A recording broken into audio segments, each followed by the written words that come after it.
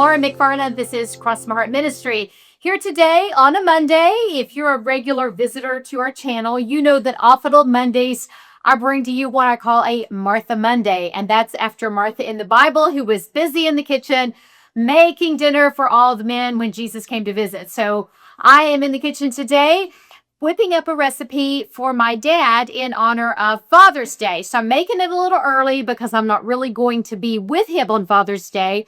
But this is sort of a nostalgia recipe that I'm coming up with. I'm calling it lemon chess pie.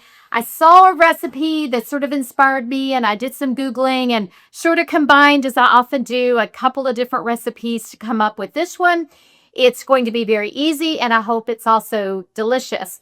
It sort of is a nostalgia throwback to my childhood. Lemon has always been a favorite flavor of mine, and that is because of these little lemon icebox pies. They're little glazed pies that are probably fried, and if you saw them in a package, they have different fruits, but believe me, lemon is the absolute best. They're hard to find these days. Once in a while, I'll stumble across one, and when I do, I just can't help but buy one or two. Now, you can't eat them right away. You have to put them in the refrigerator and let them get nice and cold. And then the best way to eat them is either with a good tall glass of cold milk. You know you really like your milk cold when you put it on ice. My husband laughs at me about that. Or a nice hot cup of coffee. I usually like coffee with my dessert. But again, it might be a throwback to my childhood that the lemon pie just seems to go with milk because that's what I drank when I was a kid until I got into high school and started working at the savings and loan, and coffee was free and I started drinking it. But I digress. So this recipe is inspired by those lemon pies that my dad took in his lunch bucket to the plant to work. My mom packed him a bucket every morning and always had a sweet treat in there, and often it was this lemon pie. My grandma also used to buy him for me when I would go and stay with her. We visit the Kroger store in Golly Bridge, West Virginia on our way up to Clay County, and she would buy those lemon pies. So when I think of those lemon pies, it is indeed a throwback to childhood. But so anyway, you can follow the link below and download it and make it yourself. But I want to show you today really how super easy this is. Just remember to also need to get the milk and the pie crust out of the fridge. I did remember to preheat the oven. Let me dash in the fridge here and get out a couple of things that I forgot. I've got the milk and I've got the pie crust.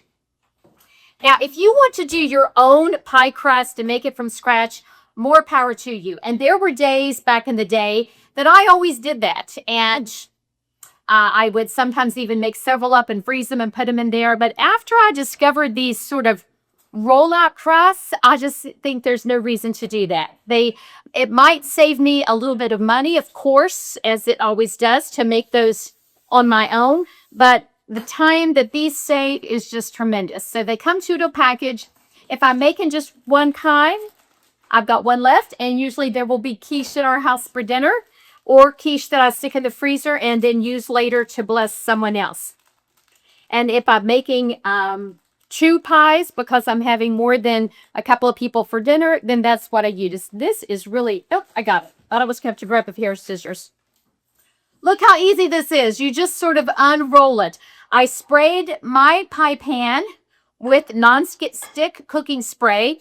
And I'm just simply going to unroll this. I've got the camera up a little high and tilted, so hopefully you can see what I'm doing.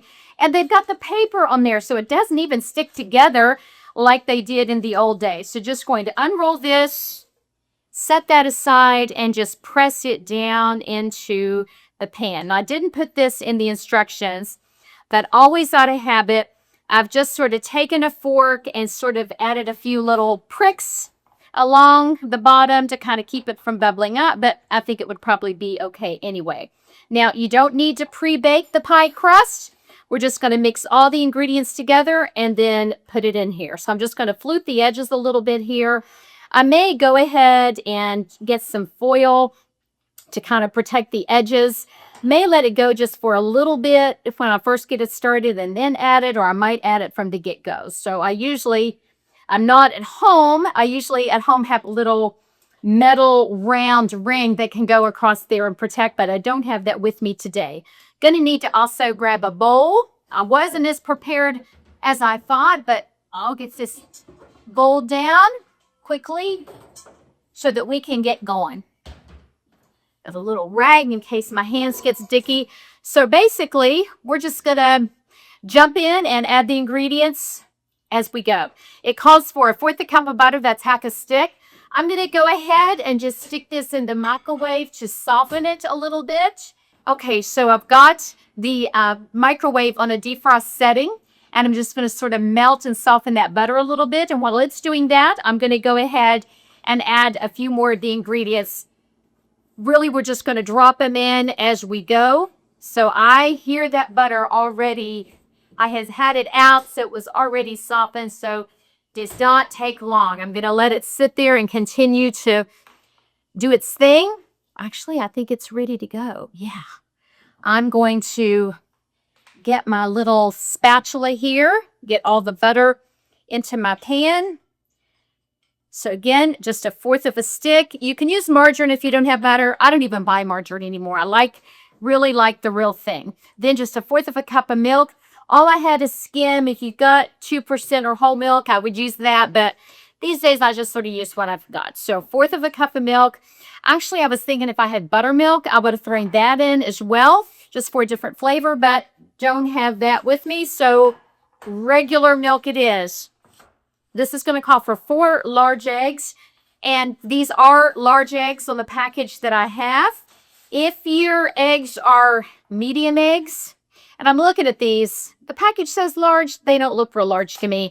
I may put an extra egg in there just to be sure that it's going to set up like I want it to. So 1, 2, let me dump these in. No shells so far, but you never know. There's 3, 4, and I think I saw 1 little shell that it did not go in. And then I am going to put in a bonus egg just because they really don't look large to me. So this is sort of an on-the-fly shift. And there we go. I'm going to go ahead and get a fork and sort of whisk this up pretty good. The eggs and the milk and the butter, get those mixed together pretty well. Could have mixed, sort of whipped the eggs before I put them in, but since we're just mixing everything together, here we go. Next up is 2 cups of sugar. Set these eggs aside. Package sugar here. 2 cups of this. There's 1 cup. And did it get into here?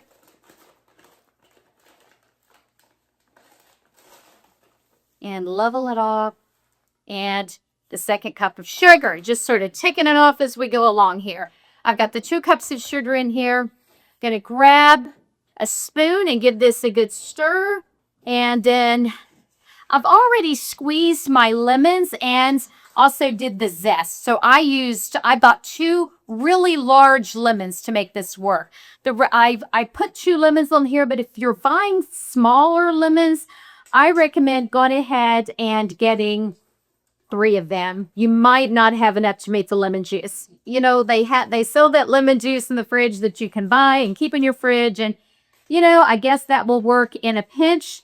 But honestly, I just think the fresh is always better. So spraying for the real thing. I have this little grater that I use to sort of go along the edge.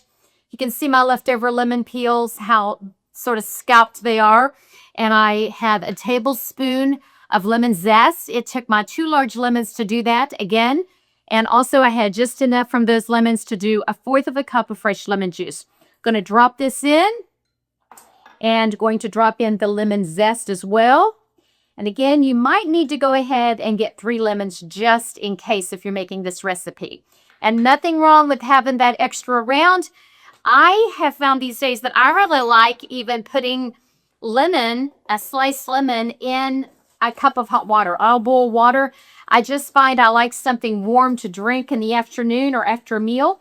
And warm water, hot water with a slice of lemon really works for me. Put it in iced tea, put it in a soft drink, whatever.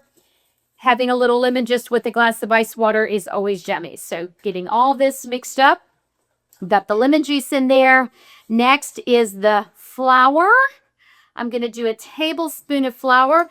I've got my heart spoons. We've got these at Cross My Heart. And of course, I always tell the ladies that baking with my heart spoons is a good reminder that I want to put some love into what I do, and certainly want to love my daddy on Father's Day, let him know how much I appreciate him and the work ethic that he has modeled to our family. I'm the oldest of 4 children, and I can safely say that we are all very different. We all have different skill sets and different interests, but the one common bond I would say amongst all of us is that we all got a good strong work ethic from both of our parents. And then lastly, a tablespoon of cornmeal. That's the last bit of dry ingredients. So let's see if I've got a whisk here in this kitchen that I can use. Just a little one, but we will make it work because I want to get all the dry ingredients sort of whisks in there pretty good. And then the last thing I'm just looking over is 1.5 teaspoons of vanilla extract. Are you seeing how quick this has gone together? The vanilla extract is the very last ingredient, so it has indeed gone together quickly. I think it's going to be absolutely delicious. I sure hope it is, and hope that my dad feels really honored and appreciated. I want to show you the yellow color so that it does communicate that it's a lemon pie for sure. Going to be absolutely delicious. I'm so excited to present that to him when he comes for lunch today. And then finally, the vanilla extract. And again, don't scribble that imitation stuff. Don't even waste your time. Go ahead and get the real thing if you're doing the extract. So this is, make sure I've got, this is a 1/2 teaspoon. So I'm going to go ahead and do 3 of these to get my 1.5 teaspoons in. And folks, that is it. I've dropped my little utensil down in and got it a little messy, but good enough. I think I can go back to using my spoon so it doesn't get wet. And there we go. It is ready to pour into the pie plate, drop into the oven. My oven isn't quite preheated yet, so that tells you how quickly this went together.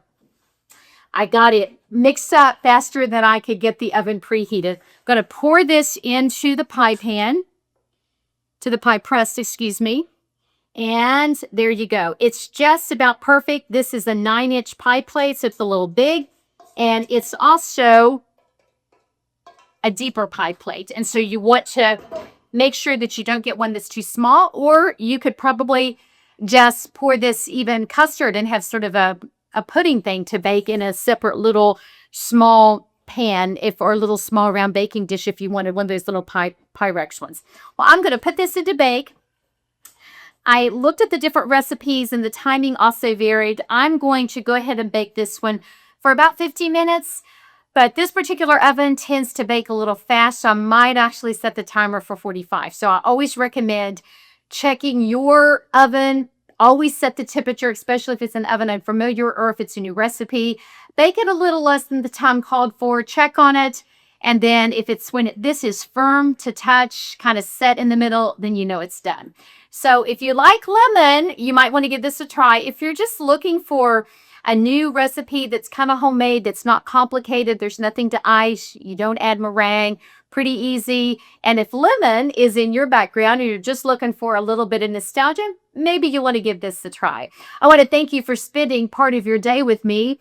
If you are familiar with Cross My Heart Ministry, you know that our primary focus and the reason we exist is to encourage women to love God and to love His Word. And all this month, during the month of May and on into June this year, we are writing our way through the chapter Psalm 119 in the Bible.